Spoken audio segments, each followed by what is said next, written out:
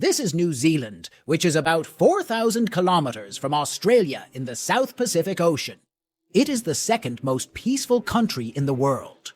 Most people living in Australia and England like me know New Zealand only because of cricket.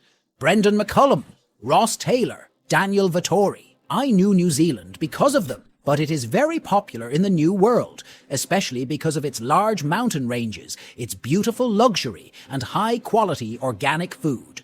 Now, some of you may know that the famous movie Lord of the Rings was also shot in these beautiful valleys of New Zealand.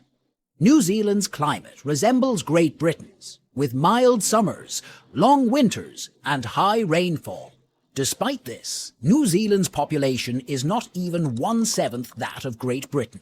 If you look at this map of New Zealand, you will think that New Zealand is almost 80% empty and nobody lives there. 70% of New Zealand's population is in the north, and 50% of the population in the north is in this one city, Auckland. Why is 80% of New Zealand empty, despite such great weather, beautiful scenery, and quality of life? Today, we know the answer to this question. If we look at the world map in this video, you will know that New Zealand is very far away from the rest of the world. That is, if you are in England or if you are flying from Mumbai, then after crossing the entire Arabian Sea and the Indian Ocean, you can reach New Zealand after about 18 to 22 hours of flight time. And now the question arises how a person can reach Ireland so far from the world. There are several opinions here. If we go to the official website of New Zealand, it says that about 1,000 years ago, between 1320 and 1350, Maori people discovered New Zealand. All these Pacific islands were also called Polynesian Ireland. The people living on them were called Maoris, according to official sources. Around the 13th century, the Maori left all these islands and arrived in New Zealand in large boats. This is roughly the same period when the Mongols and Genghis Khan gained control over the whole of Asia.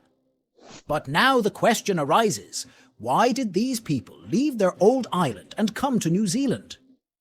When we researched this question, we found from some articles that the historical record of Maori is slightly different. New Zealand was discovered not in the 13th century, but 500 years earlier in 748 by a Maori named Coop. Cope was a fisherman who caught fish for himself and his crew, but it so happened that whenever he engaged in it, his fish would be eaten by live octopuses in the area, and then the people would get nothing. Now, since fish was the source of food for these people, many problems started to arise. It was then decided that Coppy and some of his companions would go to sea and try to find another Ireland, where they will be in good supply. In search of food, Cope took 20 to 25 men with him and landed in the Pacific Ocean. After traveling for a few days, they saw an Ireland with many big mountains. It was New Zealand. Seafood, goats, and fruit were abundant in Ireland. But there was no other person there. It was the perfect place for Coop and his tribe. Cope sent some of his friends back to Polynesian Ireland to tell others about this Ireland. Then the Maori people began to settle in New Zealand. Until the 17th century, the Maori people lived peacefully in New Zealand. And being away from the world, he had no enmity with anyone and no threat from anyone. But that was all about to change very soon. It was a time when Western nations to expand their power around the world. Explorers were being sent to discover Ireland, countries and continents that European countries wanted to conquer and increase their power. In 1642, Tasman discovered New Zealand, but when he tried to land there, he had a bloody fight with the Maori people and was forced to flee. Then, in 1769, James Cook, a British officer, explored the continent and reached New Zealand. A fierce battle ensued between the British soldiers and the Maori people, and many Maori were also killed. James had to go back, but James Cook made a new and detailed map of the entire journey, and it was through this map that Europeans began to arrive in Ireland in the 18th century. And this time, they cleverly lured the Maori people for trade and profit. The British started building their surface ports there, and then, only 100 years later, the British gained complete control over New Zealand. In 1840, the British and Maori signed a treaty known as the Treaty of Waitangi, and after this treaty, New Zealand officially became part of Europe and the British Empire. At that time, the population of the Maori people was around 2 lakh. But over the next 100 years, instead of increasing, the population declined from 2 lakh to 40,000. There were 2 main reasons for this. When the Europeans came here, they brought with them the diseases that were common in Europe at that time. The problem was that the Maori people had not developed immunity to these diseases. And this is why the native Maori people started dying of disease after European immigration. Secondly, New Zealand became a very violent place in the 19th century.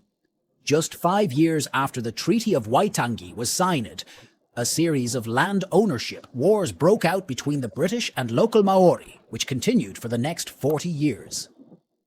Many local Maori were killed in these wars, and the series finally ended in 1881 when all the major Maori leaders had been killed and the Maori movement was severely weakened.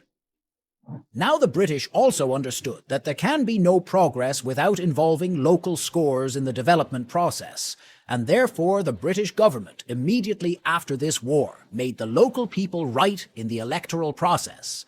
And so in New Zealand's journey to peace and development has finally begun.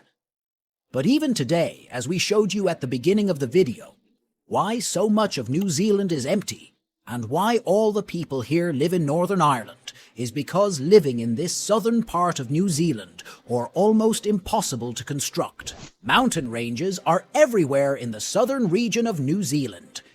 The entire area is surrounded by high mountains, and the land is so vast that even building infrastructure like roads is almost impossible. The land east of the mountains is very dry and barren, so there is no irrigation or electricity, which is why most of New Zealand's population lives here in Northern Ireland. The new government is trying to solve this problem of low population. The country relaxed its immigration policy after World War II. Entry to New Zealand was restricted to non-whites before World War II, and as a result, New Zealand's population remained stagnant until the 1950s, when the ban was lifted in Asia. People from China, the Philippines, and India in particular started coming here, and eventually, New Zealand's population began to grow. Today, 27% of New Zealand's population is mostly immigrants or people who were born outside of New Zealand. Most foreigners live in and around Auckland, which is why Auckland is one of the most expensive cities in the world today. Because the land supply is low and the demand for houses is high. The new government is now offering grants of up to $8,000 for people to move to Waikato, 100 kilometers from Auckland, to ease pressure on Auckland's housing market and bring prices back to normal. A very interesting fact is that the entire agricultural industry of New Zealand runs on the export of animal meat. Here in Northern Ireland, the land is lush and green because of the rains. Due to this, there are innumerable sheep and cows here. New Zealand has a population of about 5 million and an estimated sheep population of about 30 million. And this is why New Zealand is the largest exporter of mutton and sheep feed in the world. 95% of New Zealand's meat is exported overseas, and in 2019, New Zealand earned $46 billion from these exports.